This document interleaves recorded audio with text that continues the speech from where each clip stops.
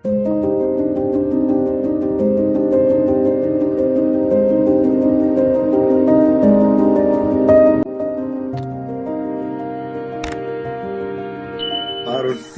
ஜோதி அருட்பெரும் ஜோதி தனிப்பெரும் கருணை அருட்பெரும் ஜோதி எல்லாம் செயல் கூடும் என்னானை அம்பலத்தே எல்லாம் வல்லான் தனையே ஏத்து தண்ணி அமுதே தந்தி எனது உள்ளத்தே పుణ్యం ఫలిత పూరణ మదియే. దాంతో ఎండ్ చేశాం. వల్లలార్ గారు ప్రతి విషయంలోనూ లోపలి మరియు బాహ్యము అనే దీనికి తీసుకొస్తారంట. ప్రతి విషయాన్ని ఆయన లోపల బయట అనే దాంట్లో చెప్తారు. మనము బయటగా ఉండే అంటే అవుటర్, ఇప్పుడు రోడ్స్ లో కూడా అవుటర్ రింగ్ రోడ్ అంటారు కదా. అవుటర్ ఏమరా అంటే మన లోపలి ఊరు విశేషాలు కనిపించడం, బయటనే వెళ్ళిపోతుంది. ఆ రకంగా ఈ అవుటర్ అనేది ఈ ప్రపంచానికి, ప్రాపంచిక విషయానికి, సంసారానికి ఇట్లా తగినట్టుగానే బాహ్యం ఉంటుంది. కానీ లోపల అనే విషయానికి వచ్చినప్పుడు లోపల విషయాలు బయటకు తెలియదు అంతగా. ఎంతమంది మనుషులకు మనకు శ్వాస ఎలా ఆడుతుంది, అన్నం ఎలా జీర్ణమవుతుంది, దాని పాటికి అది లోపల ఏ విషయాలు ఏ రకంగా జరుగుతుంది ఎవరికి తెలియదు కదా, చాలా మందికి తెలియదు. ఆయా సబ్జెక్ట్లో కొద్దిగా టచ్ ఉంటే తెలుస్తుంది. కానీ అంటే సైన్స్ లోపల అనాటమీ ఫీల్ అయ్యే వాళ్ళకి తెలుస్తుంది కొద్దిగా లోపల ఎలా పనిచేస్తుంది, మిగతా వాళ్ళకి తెలియదు. ఈ రకంగా అన్ని ఆయన మీరు బాహ్య ప్రపంచాన్నే చూస్తున్నారు, భక్తిలో కూడా అట్టే ఉన్నారు. మీరు లోపల విషయాల్ని గ్రహించండి అంటాడు. ఆ రకంగా ఇక్కడ ఆ అరుణ జ్యోతినే పరిపూర్ణమైన మతిగా, మతి అంటే తెలుసు కదా, మెదడు, బ్రెయిన్, నాలెడ్జ్, జ్ఞానము అనగా జ్ఞానముగా ఉన్నాడు. బాహ్యమైన పూర్ణచంద్రుడై ఉన్నాడు. ఆ లోపల ఉండే జ్ఞానమే మనకు బాహ్యంగా పూర్ణచంద్రుడిగా ప్రకాశిస్తున్నాడు. మతి అంటే దాని మతి అని కూడా పేరు చంద్రుడి. పూర్ణచంద్రుడిగా ఆయన బాహ్యంలో చూపించి, పూర్ణచంద్రుడి వచ్చిన రోజు మనము ఎలా ఆహ్లాదంగా ఫీల్ అవుతున్నామో ఆ రకమైన పరిపూర్ణ జ్ఞానం పొందినప్పుడు అటువంటి ఆహ్లాదము నీ అంటే లోపల ఉండే మన యొక్క ఆత్మకు, ప్రాణానికి హాయిగా ఉంటుంది. మనం కొంచెంసేపు మనం అంటే అనుభవించి కూడా ఉంటాము. ఒక విలేజ్లో ఓపెన్ టాప్ పైన ఉండే ఒక దీనిపైన ఒక బెడ్షీట్ ఏదో పరుచుకొని పూర్తి వెన్నెలలో మనము పడుకుని ఉన్నప్పుడు ఎంత ఆహ్లాదంగా ఉంటుంది. ఆ చంద్రుని ప్రకాశము, ఆ మెల్లగా వచ్చే గాలి, ఇటువంటిదంతా ఎంత ఆహ్లాదంగా ఉంటుందో ఆ ఆహ్లాదాన్ని మనము బయట ఎలా చూస్తున్నామో లోపల ఆ జ్ఞానం వల్ల అటువంటి ఆహ్లాదం వస్తుంది అంటాడు. ఇక్కడ బాహ్యమైన పూర్ణ చంద్రుడై ఆయన బాహ్యంలో ఉన్నాడు. చల్లదనము, అమృత శక్తి, పూర్ణ జ్ఞానము, పూర్ణ ప్రకాశము, కృపా వల్లభత్వముతో ఆ చంద్రుడు ప్రజ్వలిస్తున్నాడు. ఇప్పుడు ఈ విషయమును చెప్పుట కారణము, మనము అపరజీవకారుణ్యంతో చేసిన మంచి పనులు భూలోకంలో పుణ్యపరముగా ప్రతిఫలించి సుఖమయమైన జీవితమును వసంగును. ఇది నెక్స్ట్ ఈ సబ్జెక్ట్ ని వెనకాల తీసుకొస్తాడు. తర్వాత మనం ఏమంటే, మీరు జీవకారుణ్య సత్యత పుస్తకం చదివి ఉన్నారంటే దాంట్లో పరజ్ఞానం, అపరజ్ఞానం రెండు, పరజీవకారుణ్యం, అపరజీవకారుణ్యం రెండుగా డివైడ్ చేస్తారు స్వామి. దాంట్లో అపరజీవకారుణ్యం కానీ మనం చేసామంటే అదే మనకు తిరిగి పుణ్య ఫలితంగా మనకే రిఫ్లెక్ట్ అవుతుంది. పరజీవకారుణ్యంలో ఎవరంటే అది ఆత్మలో చేరి లోపల ఉండే కల్మషం అంటే పాపమును తగ్గించి మనము ఈ పరజీవకారుణ్యం ఎక్కువ అయిన కొద్దీ ఆ కుండ లోపల ఉండేది నిండి మనకేరా అంటే ఏదో ఒక జన్మలో మనకు మరణ రాహిత్యానికి దారి చూపిస్తుంది. ఇది అపర జీవకారుణ్యం యొక్క విశేషం. ఆ రకంగా అపర జీవకారుణ్యంతో చేసిన మంచి పనులు భూలోకంలో పుణ్యఫలముగా ప్రతిఫలించి సుఖమయమైన జీవితం వసమును. అదే పరజీవకారుణ్యంలో చేయు మంచి పనులు పుణ్యపు లెక్కలో ఉంచబడి మనము మరణం లేని జీవితంకు మార్గదర్శి అయి నిలుచును. ఈ పరజీవకారుణ్య పుణ్యమే దైవ కృప అని కూడా మనం చెప్పుకుంటాము. పరజీవకారుణ్యంతో మనకు వచ్చిన పుణ్యమే దైవ కృప. ఇట్లు మన భూలోకంలో జీవిత కాలంలో చేయు పుణ్యములు ప్రతి జన్మలోనూ ఒక్కటిగా చేర్చి ఒక జన్మలో మనము మరణమును జయించు స్థితికి తీసుకుని వచ్చును. ఇవన్నీ దీంట్లో ఆ సంచితము దీంట్లో ఆత్మలో పడిపోతుంది అనమాట. ఉంటూ ఉంటూ ఉంటూ ఉంటూ ఇప్పుడు వడలారు కూడా ఒకే జన్మలో ఆయనకు ఆ రకంగా రాలా. ఆయన 10 కోట్ల జన్మలు తీసుకున్న తర్వాతనే ఆయనకు ఆ పుణ్యఫలము లభించినది. ఆ రకంగానే మనం కూడా పరజీవకారుణ్యం నిండేటట్టు చేయాలి. ఈ పుణ్యఫలము ఎట్లుండును అనగా బాహ్యములో పూర్ణచంద్రుని ప్రకాశం ఎంత సుఖమును కలిగించునో, బాహ్యమున ఇంతకుముందే మాట్లాడినాం కదా, ఈ పుణ్యఫలం ఎట్లా ఉంటుంది? పరజీవకారుణ్య పుణ్యఫలము అంటే పూర్ణచంద్రుని ప్రకాశం ఎంత సుఖము కలిగించునో అంతకన్నా ఎక్కువ సుఖమును ఇచ్చినదిగా ఉండును. ఈ బాహ్య లక్షణములను అనుసరించి లోపల విషయమును గ్రహించుటకే, ఈ బాహ్య పూర్ణచంద్రుణ్ణి అనుసరించి దాన్ని పూర్తిగా మనం అవగాహన చేసుకొని లోపల ఉన్న పూర్ణచంద్రుడుగా ఉన్న ఆ జ్ఞానాన్ని మనం పెంపొందించుకొని ఏ జన్మకు ఆ జన్మ ఎక్కువగా మనం పెంపొందించుకుంటా ఉంటే అప్పుడు మనం బాహ్యంగా ఆ పూర్ణచంద్రుని యొక్క ప్రకాశంతో ఎంత హాయి ఫీల్ అవుతామో అంతకన్నా పలు రెట్ల హాయి మనకు దొరుకుతుంది. అందువల్లే ఇప్పుడు ఈ విషయాన్ని తీసుకొచ్చాడు అన్నమాట ఆయన. ఈ బాహ్య లక్షణములను అనుసరించి లోపల విషయములను గ్రహించుటకే మనకు అండపిండ పరిణామములను దేవుడు సృష్టించిన్నాడు. ఈ అండపిండ పరిణామములు ఎందుకురా పెట్టిన్నాడంటే దేవుడు బయట ఉండే జీవితాన్ని అనుసరించి నీ లోపలి ఉండే ఆత్మని ఏ రకంగా సంతోష పెట్టగలవో ఆ రకంగా నువ్వు జీవించాలి.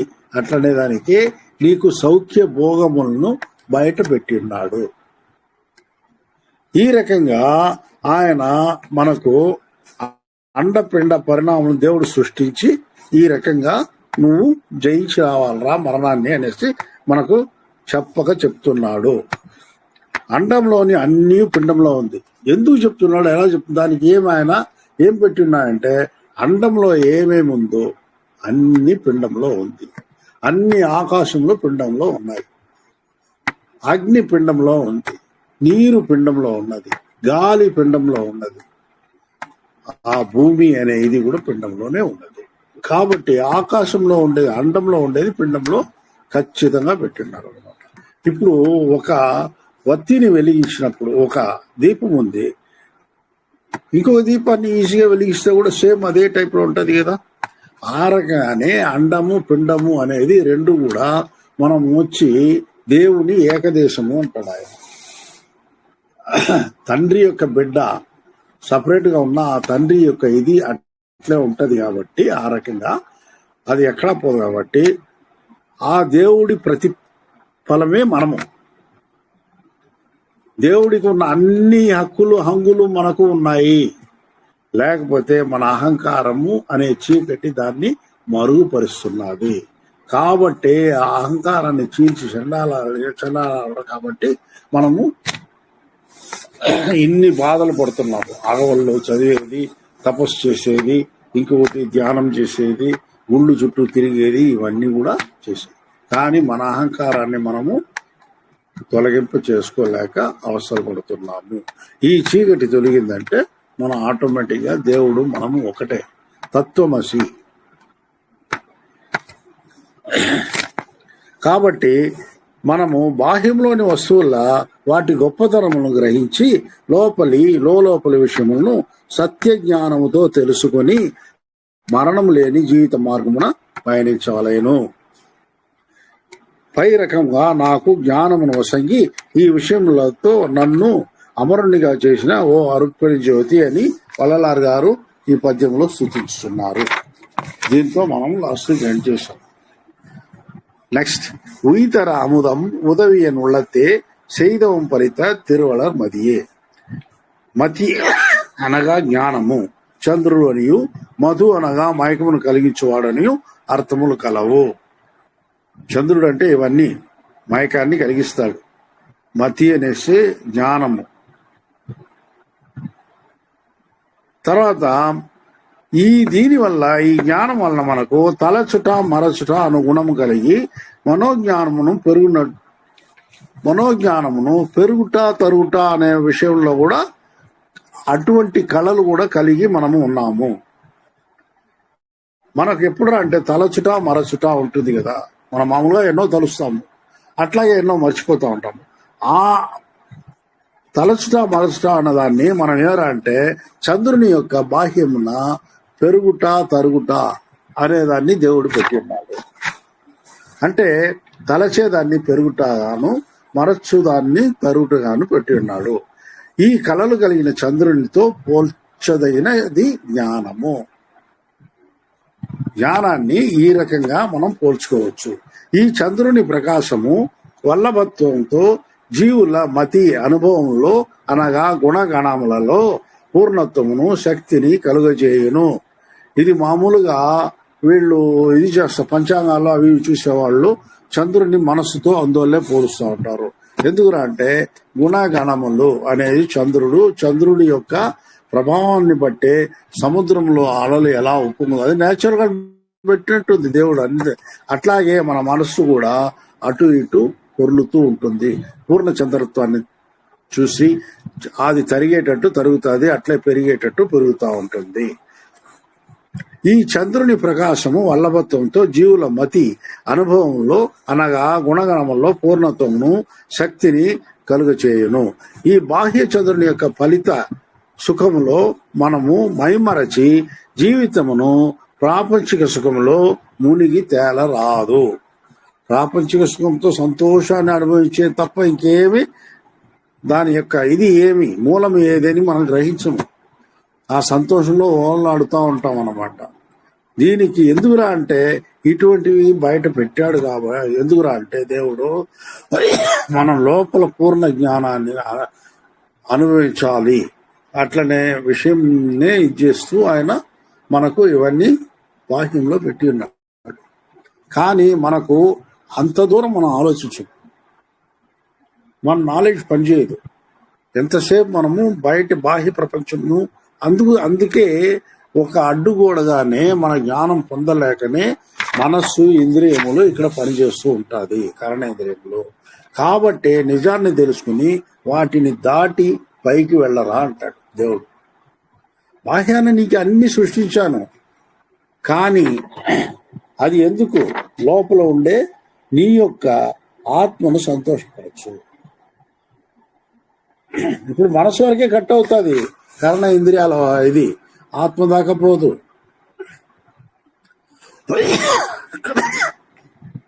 కాబట్టి దేవుడు చెప్పిన విషయానికి మనము ఏమరా అంటే బాహ్యంలో అనుభవించేదానికి అన్నిటికీ మూలము మన లోపల కూడా ఉన్నది. ఆ అనుభవాన్ని కూడా మనము ఈ అనుభవంతో పోల్చుకొని అంత అనుభవాన్ని మనస్సు ఎలా బాహ్యంలో సంతోషపడుతుందో ఆ రకంగా మన ఆత్మ కూడా సంతోషపడాలని దేవుడు కోరుకుంటూ వీటినంతా లోపల ఉండేదాన్ని డైరెక్ట్ గా చెప్తే మనకు అర్థం కాదు అనేసి బాహ్యంలో పెట్టి ఉన్నాడు. కానీ మధ్యలో మన గుణగణాలకు తగినట్లు మధ్యలో అడ్డుగోడగా ఇవి ఏమనంటే ఇంద్రియ కరణముల ద్వారా మనకు అహంకారాన్ని పెట్టి దాన్ని లోపల ఉండే వస్తువును అంత ఈజీగా చూడలేని పరిస్థితి తెచ్చి ఉన్నాడు. నీ గుణగణములలో షార్ప్నెస్ వచ్చినప్పుడు తప్ప అది ఎలా వస్తుంది? జీవకారుణ్యంతోనే వస్తుంది. ఆ జీవకారుణ్యాన్ని పెంపొందించాలా అనే దీనిపైన ఈ ప్రపంచంలో అన్ని జీవరాశులు సంతోషంగా ఉండాలనేది ఆయన తత్వం కాబట్టి దీన్ని అడ్డుగోడగా పెట్టి ఈ క్వాలిఫికేషన్ పెట్టి మనకు బాహ్యంలో అన్ని సుఖాల్ని ఇచ్చున్నాడు. మనం ఏం చేస్తున్నాము, లోపల ఉండే పరిస్థితుల గురించి గుర్తించము, మనకు నాలెడ్జ్ రాదు, అంతకి మన గుణము అంత దూరం లోపలికి పోదు. ఆ రోజు సంతోషాన్ని ఆ రోజుగానే అనుభవిస్తూ దాన్ని తర్వాత నెమరు వేసుకుంటూ ఉంటాం, అంతవరకే. కాబట్టి మనము అనేక జన్మలు పొందాల్సి వస్తుంది. ఒక జన్మలో ఏదో కొంత మాత్రమే మనకు పుణ్యము లభించేటట్టు మాత్రమే మనము చేసుకుంటున్నాము. కాబట్టి ఇటువంటి శాస్త్రములు ఇటువంటి ఇవన్నీ కూడా మనము అభ్యసిస్తూ ఉంటే మన గుణగణంలో మార్పులు వస్తాయి. మనం ఏమరా అంటే ఒక మైలు దూరాన్ని 50 నిమిషాల్లో గడిచేది మనకు 30 నిమిషాలు గడిచేటట్టు చేసుకోవచ్చు. కాబట్టి ఇక్కడ ఏమరా అంటే ఈ చంద్రుని ప్రకాశము వల్లభత్వంతో జీవుల మతి అనుభవంలో అనగా గుణగణంలో పూర్ణత్వమును శక్తిని కలుగజేయను. ఈ బాహ్య చంద్రుని యొక్క ఫలిత సుఖముల్లో మనము మైమరచి జీవితమును ప్రాపంచిక సుఖంలో మునిగి తేలరాదు.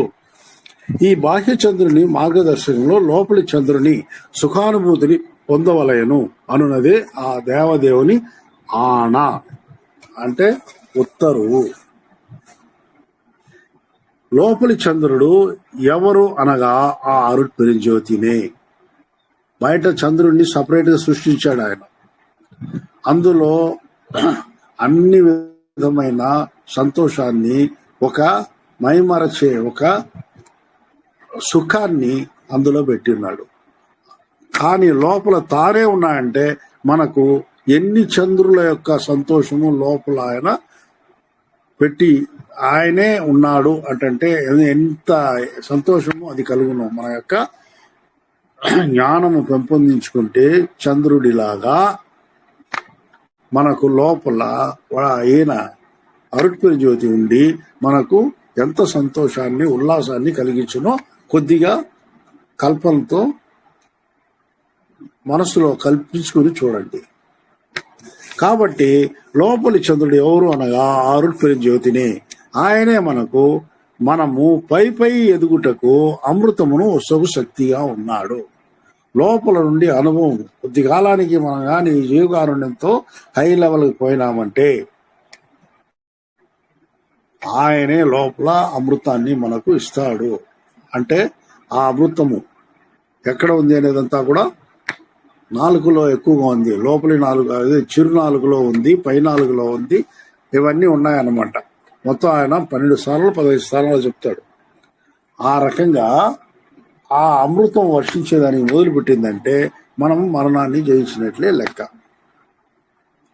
కాబట్టి ఈ చంద్ర అనగా అమృత శక్తి మన హృదయములను ఆకాశంలో పూర్ణముగా నిండి మనము ఏదేది ఎప్పుడెప్పుడు పొందవలెనని విధి గాని లేదా దైవానుగ్రహం గాని నిర్ణయం చేసి ఉన్నదో అప్పుడు మనకు ఆ అమృత శక్తిని ఇచ్చి మనము సుఖ సంతోషంతో జీవించినట్లు చేస్తుంది ఆ అరుట్పెరు జ్యోతి. మనం ఏమరా అంటే ఏ టైం నిర్దేశించబడింది, కర్మానుసారం టైం నిర్దేశించబడింది. కానీ ఆ కర్మను పోగొట్టుకొని మనం కొంచెం స్పీడ్గా కానీ పోయినామంటే ఆ అమృతం మనకు లోపల చేజిక్కుతుంది.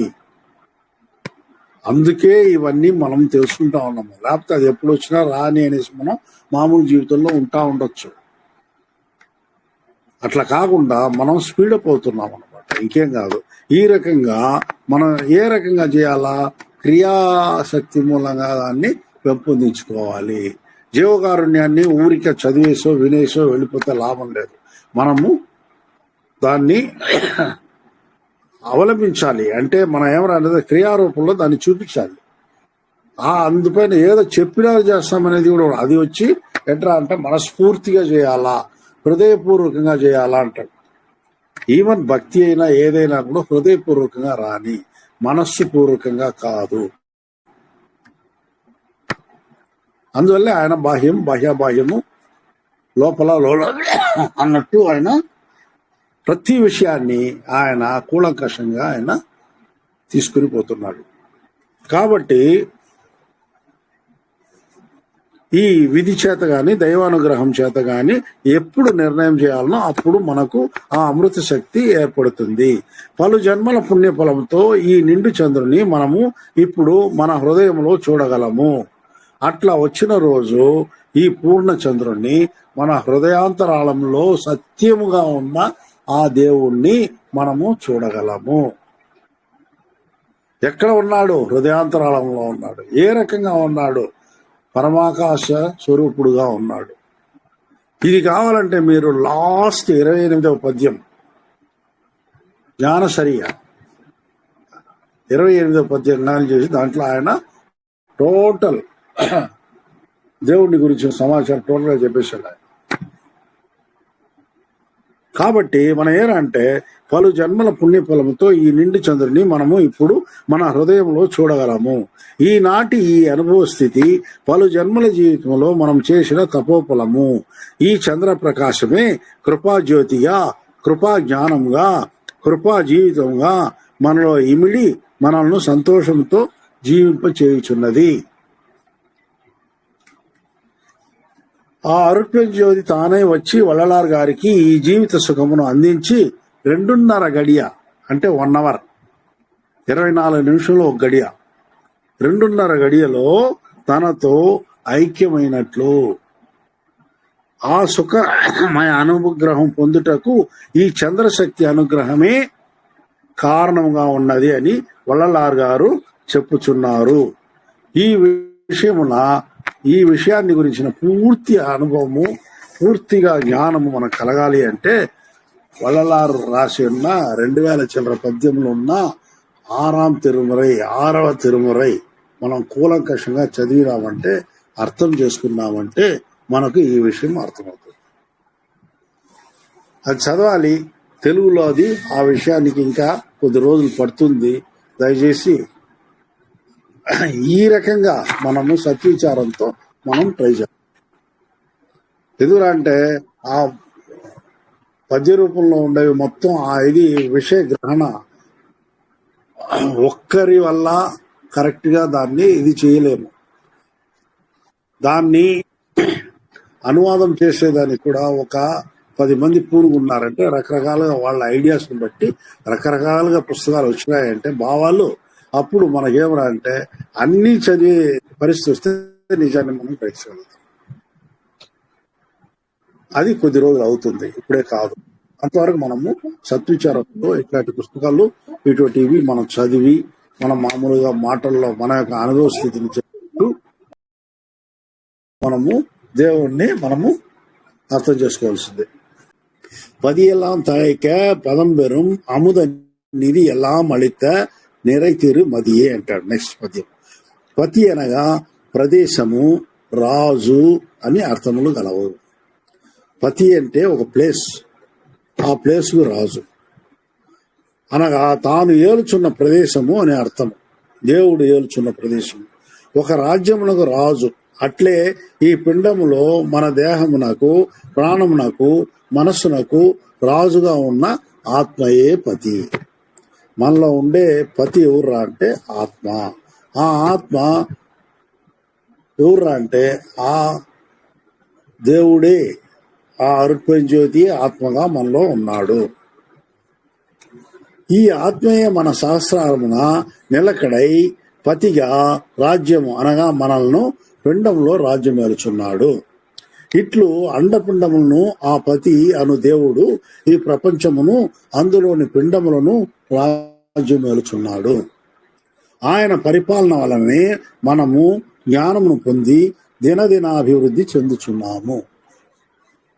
మనకు చూడండి, ఆది కాలంలో వేటాడి తిన్నారు, దొరికిన పండ్లను తిన్నారు, అట్లాగే తర్వాత వ్యవసాయం నేర్చుకున్నారు. ఎంత ఒక్కొక్క దీంట్లో కొద్దిగా డెవలప్మెంట్ ఉన్నత స్థితికి ఈరోజు ఇంకా వచ్చినాము, ఇంకా వస్తున్నాము. ప్రతిరోజు ప్రతి డెవలప్మెంట్ అనేది ఈ ప్రపంచంలో జరుగుతూనే ఉంటుందంట. అది దేవుడి యొక్క స్వభావము. ఆయనే ఈ ఉన్నతత్వాన్ని మనకు ఇస్తున్నాడు. ఉన్నతంగా ఈ ప్రపంచాన్ని, అందులోని జీవుల్ని ఉన్నత స్థితి చేర్చే పనిలోనే ఆయన ఎప్పుడూ నిమగ్నమై ఉన్నాడు. ఇట్లు అండపిండమును ఆ పతి అను దేవదేవుడు ఈ ప్రపంచమును అందులోని పిండములను రాజ్యమేలుచున్నాడు. ఆయన పరిపాలన వల్లనే మనం జ్ఞానమును పొంది దినదిన అభివృద్ధి చెందుతున్నాము. అరుట్పెరుంజోతి పతి వల్లలారు గారికి పూర్ణ జ్ఞాన ప్రకాశంను హృదయం నందు పదిలపరచి అన్ని రకముల సిద్ధులను ఒసంగి ప్రపంచమంతా కృపాజ్యోతిని వెలిగించుము అని ఆజ్ఞాపించి ఉన్నాడట.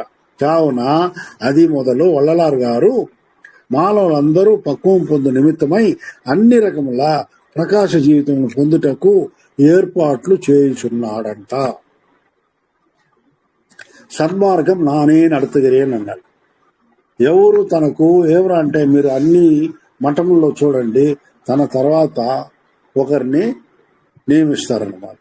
నా తర్వాత ఆయన అనేసి వాళ్ళు చచ్చిపోతారు. కానీ వల్లలారు గారు మరణాన్ని జయించారు కాబట్టి ఆయన దగ్గర ఉన్న శిష్యులు కూడా ఆయన యొక్క జ్ఞానాన్ని పొందలేకపోయారు కాబట్టి ఆయన దాన్ని మఠంగా చేయలేదు, ఏమీ చేయలేదు. నా తర్వాత ఫలానా ఆయన అని కూడా ఆయన ఎవరిని కూడా నియమించలేదు. ఏమరా అంటే అంత అర్హత ఎవరు సంపాదించలేదు అనేసి ఇండైరెక్ట్ గా చెప్పేశాడు ఆయన. కాబట్టి ఏమరా అంటే ఇది రాను మనము నేనే ఈ సన్మార్గాన్ని జరుపుతాను కాబట్టి నా తరపున ఇంకొకరు అక్కర్లేదని కూడా ఆయన ఇక్కడ చెప్పుచున్నాడు. నేనే సన్మార్గాన్ని జరుపుతానంటే ఇక్కడ కూడా ఆయన మరణాన్ని జయించిన విషయం ఇక్కడ మనకు తెలుస్తా ఉంది. సన్మార్గం ఇప్పుడు రాను డెవలప్ అవుతా ఉంది. ప్రపంచం మొత్తం ఒకే స్టైల్ గా పోతా ఉందన్నమాట. కాబట్టి ఆయన నేనే సన్మార్గాన్ని జరుపుతానని ఆయన డిక్లేర్ చేసి దానికి తగినట్టు ఆ రకంగా ఎందుకు డిక్లేర్ చేశాడంటే దేవుడు ఆయనకు అటువంటి ఆజ్ఞను ఇచ్చాడు. నువ్వే ఇంకా అన్ని చూసుకుని నీ ప్రపంచము సన్మార్గ ప్రపంచంగా ఉండి ఈ మాయా ప్రపంచం నుండి దాన్ని డివైడ్ చేయి అంటాడు. నాకు ఇష్టం లేదు, నాకు ఈ మాయా ప్రపంచమే చాలు అనే వాళ్ళని ఆయన ఏమి డిస్టర్బ్ చేయడు. ఆ రంగానే మామూలు ఎట్లా జీవితమో ఆయన వాళ్ళు జీవించవచ్చు. సన్మార్గ జీవితానికి రావాలా అని ఆశ ఉండే వమ్మినింగి అంటాడు. నీకు ఆశ ఉంటే రా, పక్క నీ తలరాతని నేను మార్చుతాను అంటాడు. కాబట్టి మనం ఏమరా అంటే ఇక్కడ ఆయనే సన్మార్గం జరుపుతున్నాడు కాబట్టి ఆయన దగ్గర మనం ఫాలో అవుతున్నాము. అరుట్పెరుంజోతి అంటే కావున అది మొదలు వల్లలారు గారు మానవులందరూ పక్వం పొందు నిమిత్తమై అన్ని రకముల ప్రకాశ జీవితం పొందుటకు ఏర్పాట్లు జరుగుతున్నవి.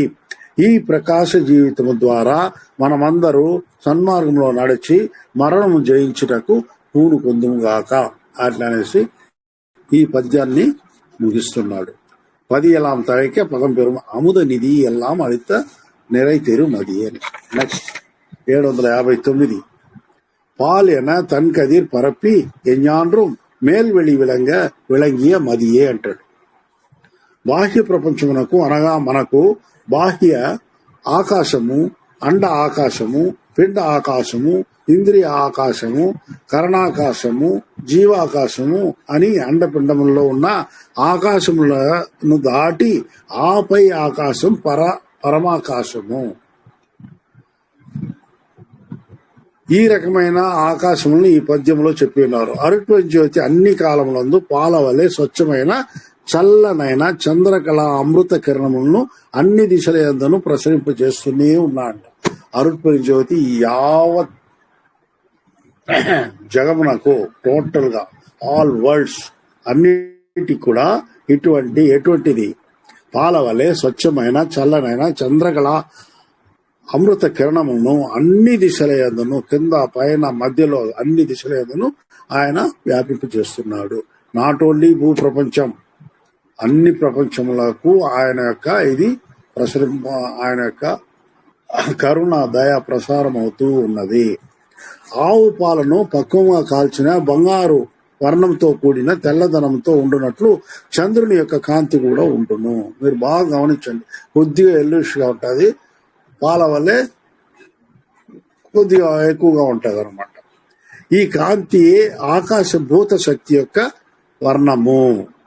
ఆకాశభూత శక్తి యొక్క వర్ణము. చంద్రకాంతియే పరమాకాశ వర్ణము. మన బ్లూగా కనిపించేది మన సముద్రం యొక్క వర్ణము యొక్క రిఫ్లెక్షన్ కాబట్టి బ్లూ కనిపిస్తాయి. కానీ నిజంగా పరమాకాశ స్వరూపము ఏదిరా అంటే పాలను బాగా కాచినప్పుడు ఎల్లో కాల్ భాగం ముక్కాలు భాగం వైట్నెస్ ఉండే ఇది చూడండి, అదే నిజమైన పరమాకాశ స్వరూపము, దేవుని స్వరూపము అదే. అనగా ముక్కాలు భాగం తెల్లదనము, కాలు భాగము బంగారు వన్నె కలబోసినది ఆ దేవదేవుని వర్ణముగా ఉన్నది. ఈ విధముగానే మన వల్లలార్ గారు సన్మార్గ జెండాను ప్రతిపాదించి ఉన్నారు. మన సన్మార్గ జెండా చూసి ఉంటే మీరు ఎట్లా పోయినారు కదా వడలూరు, అక్కడంతా మేటుకు పైన ఎల్లో కాలు భాగము ముక్కాలు భాగం వచ్చి వైట్.